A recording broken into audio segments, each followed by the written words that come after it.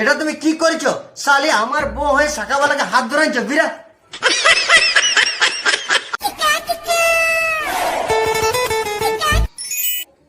ও তুমি সবজি নিয়ে চলে এলে? বলছি আমাকে 200 টাকা পয়সা দাও তো। এই সকালে বললে ঘরে কোনো সবজি নেই, লোকের বাড়ি থেকে আমি সবজি চুরি করে নিয়ে এলাম, আবার এখন টাকা খুঁজছো। এবার আমি কি তোমার জন্য ব্যাংক ডাকাতি করে নিয়ে আসবো? আর তুমি 200 টাকা নিয়ে কি করবে?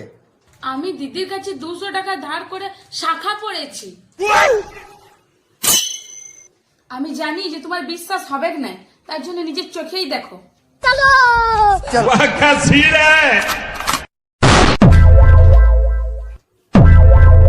এটা তুমি কি করেছো শালি? আমার বউ হয়ে শাখাওয়ালাকে হাত ধরাইছো বিরা।